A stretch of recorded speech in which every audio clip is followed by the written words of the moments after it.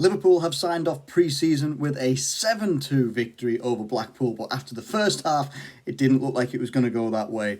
In my opinion, I was very, very worried actually, just a little bit, having some really bad thoughts, to be honest with you. Well, I say before we got our goal back in the first half. Anyway, let me know what your thoughts were in the comments below. Who stood out for you? Who possibly didn't, get going enough for you? I'm going to take my glasses off actually because that's just annoying. But yeah, let me know who stood out for you. Let me know who maybe, I don't want to say disappoint, but I don't have a better word, but was maybe a little bit disappointing, didn't deliver today against Blackpool. Obviously, this is ahead of the season starting next week. We've got internationals going on right now, so that's why you haven't seen the likes of Van Dijk, Gini Wijnaldum, etc., any of the other England players as well that we might have involved. Anyway, so we're going to get straight into it. We went 2-0 down, and we didn't look good. I'm just going to say it. It's just as it was. We didn't look good. Now, our lineup to start the game was Alisson in goal, Milner at left back, Kumetio and Matip as the centre back partnership, Hover at right back, who didn't look necessarily comfortable over there in the first half at least. Naby Keita, Firmino as your midfielders, Salah, Minamino and Sadio Mane as your three attacking midfielders, and Roberto Firmino as your central attacker. This is as if we set up as a 4-2-3-1, which I'm not entirely sure we were completely a 4-2-3-1 in the first half. It seemed to be either people weren't necessarily sure where they were meant to be playing in some areas, or they just were crossing over just a little bit too much. There was a lot of chance creation, but not enough getting taken. They took their goals really well, got caught in the counter-attack for one of them, and Alisson gave away a penalty, which it's one of those things, it doesn't happen very, very often, but yeah, really unfortunate to go 2-0 down, and it looks like it's going to be one of those pre-season games from hell, like the final pre-season game before you're going to go into the Premier League season, and we're 2-0 down within 35 minutes, and you're looking at it like, is this really going to happen? Can we please sign off on a positive, however it is? I've always said it doesn't necessarily matter a great deal what the result is at the end of the day in a pre-season game, but when it's the game before the season starts, I feel it's important to sort of get some sort of positive in there. There was a positive near the end of the half. Joel Matip rose higher than anybody else, and he's a massive man anyway, and he rose higher than anybody else to get a header in from a corner, I believe it was. Put it in the back of the net, and that's absolutely fine. Nice header, great stuff. We go in 2-1 down at half-time, and just wondering what was going to happen, what was going to be the... what were we going to do after half-time to maybe turn things around? Now, we didn't make the most substitutions at half-time. We took off Kumetio, Joel Matip and Firmino. Those three came off, so we took off two defenders and Firmino.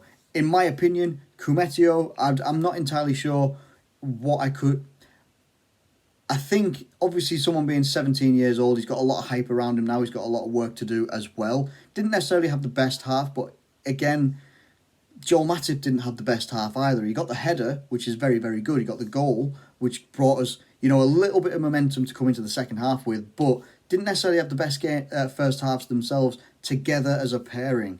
So, but Kumetio's got a lot of time to go. He's got a long, long career ahead of him for sure, and he will be a good rotation player at the moment for us. Matip, he's never had the pace when he's coming back off a lengthy injury as well. So I'm not going to go too hard on him anyway. Did what he had to do. We go into the second half. Obviously, Curtis Jones has come on for Firmino here as well. And 5 minutes into the second half, Sadio Mane comes up with a goal. Really, really nicely worked goal it was as well. Couple of minutes later, Bobby Firmino puts it in the back of the net. Now, Minamino, I'm going to save that till the end of the video, but I'm really impressed with what I'm seeing from Minamino. I really am, and I'm totally convinced he's going to be brilliant this season. Shortly after that, we took Adrian came on for Alisson, sort of, obviously get the second goalkeeper in to get him, a little bit of minutes as well. At the same time, Divock Origi came on for Sadio Mane. Harvey Elliott came on for Mohamed Salah as well. I'll talk about Salah after I've gone through the goals as well. Divock Origi played an absolutely blinding pass.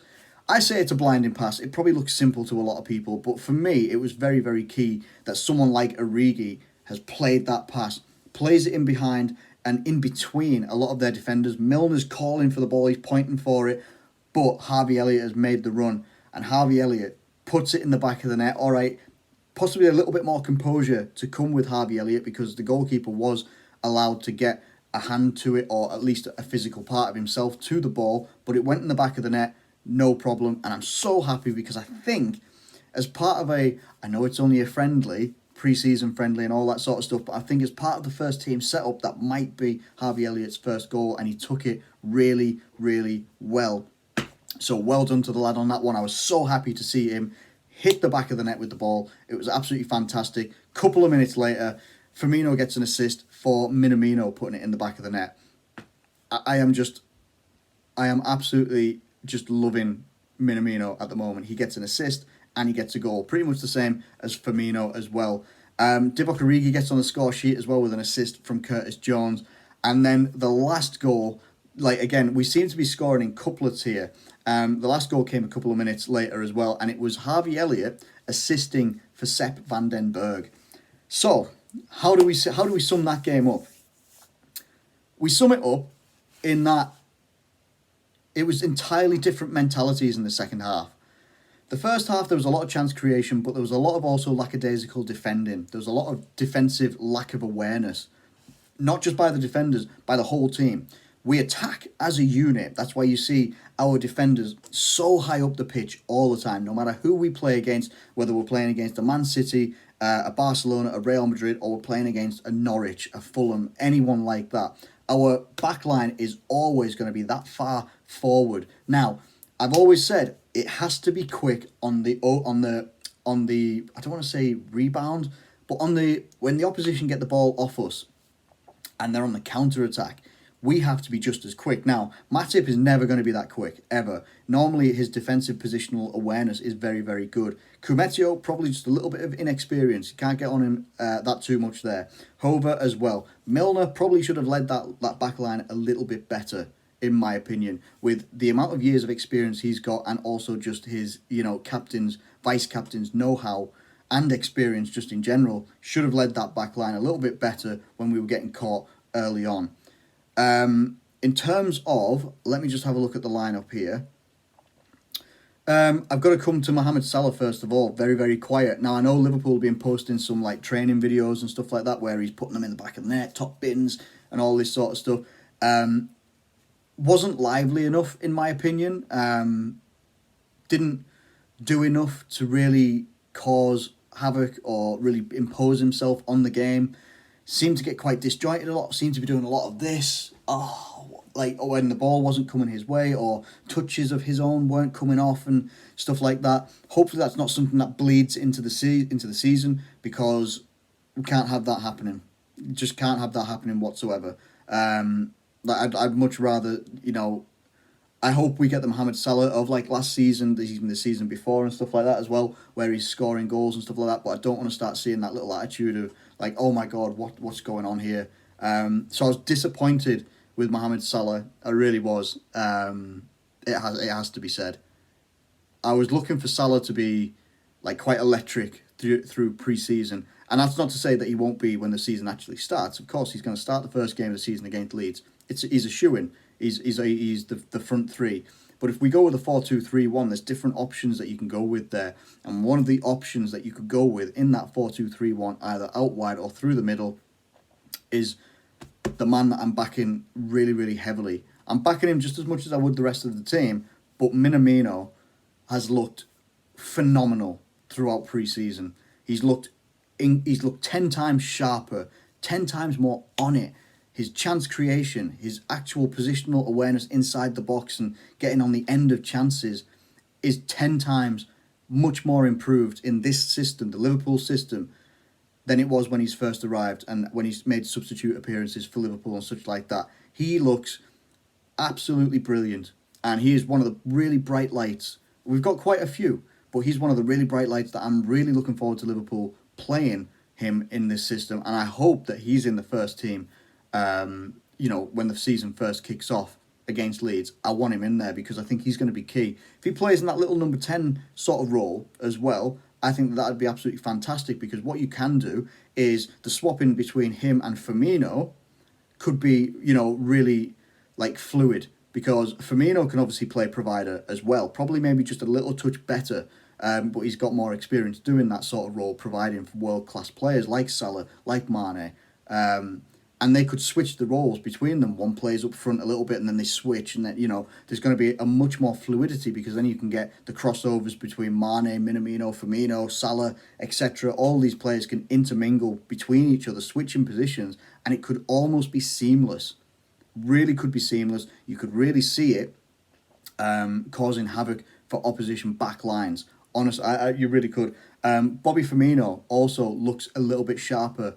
Obviously, I feel that he struggled last season actually putting the ball in the back of the net, scoring goals. He was still vital to us, but there were, I'll be totally honest with you, hand on heart over here, there were doubts creeping in about Firmino. Is he going to be able to carry us forward or help us move forward into the next season, or are we really going to need to look for someone to take that forward role? Now, obviously, I'm a really big fan of Rhian Brewster, and I want him to be the competition for Firmino, but Firmino's actually looked pretty decent. He's looked pretty sharp, so I can't really complain a great deal there. In terms of, we didn't really have the biggest bench on this one. Obviously, the only one that didn't come on was Karius and Leighton Clarkson as well. Obviously, Karius is apparently one of the ones that's being led to lead being left out of the club, or like being sold from the club, I should say. Clarkson's very young, very, very young lad as well. So to be on the bench for it is probably a good experience for him as well. Look, we know we're not going to be lining up with James Milner at left back. We know that for damn sure. Jana Hova at right back, probably not. I think he's more natively comfortable as a centre back. There's a lot to come in terms of Joel Matip coming back from injury. This is his first appearance for Liverpool, I believe, in pre-season. Kumetio, so much more growth there, but there's so much potential in there as well. A lot of potential. I'm really excited to see, obviously, Henderson's going to be coming back from injury as well. Fabinho looked all right. He looked pretty, okay. He will get himself back up to speed pretty quickly, I'm sure. Naby Keita looked awesome as well. There are exciting elements to this team that always have been in the last couple of years as well. It's what we do after this pre-season, before the season starts. Do we end up going out into the transfer market? We don't know. We don't know what's going to happen. We don't know what's going to happen with Gini Wijnaldum. And also, we don't know what's going to happen with players coming back from international duty as well, which I think it's just bizarre that they've decided to do international games like the week before the season starts. But hey, I'm not in charge. It's one of those things, isn't it? But the important thing here is that Liverpool have given a lot of young players a lot of opportunities over pre-season, as many opportunities as you could get in the 4 games that we've played, obviously the Community Shield included in that as well. And I feel that we've got a lot to come from the likes of Harvey Elliott providing competition for the front line, for Mohamed Salah in particular. I think that there's so much to look forward to from this pre-season. I'm not going to grade the pre-season because it's a different pre-season to what we would normally do. But I'm excited. I'm looking forward to it. I loved what we were doing in the second half, and if we can do that in a first half of a game, we should be able to pretty handily deal with a Leeds team that are going to be threatening and that are going to be dangerous. But not just Leeds. It's going to be other teams as well. You look at the strength of a Chelsea, the strength that Man City will probably do as well, Manchester United as well, in whatever they do. Teams that are going to threaten that maybe didn't threaten last season, like an Arsenal as well. They look different under Arteta, tactically different as well.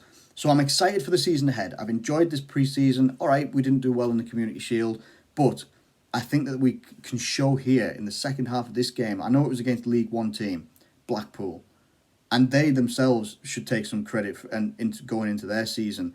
If they play how they did in the first half against the teams in League One, they should be quite happy with what they've got in terms of coaching, and they should do well as well. Best of luck to Neil Critchley as well, obviously formerly attached to the under-23s with Liverpool. But I'm looking forward to it.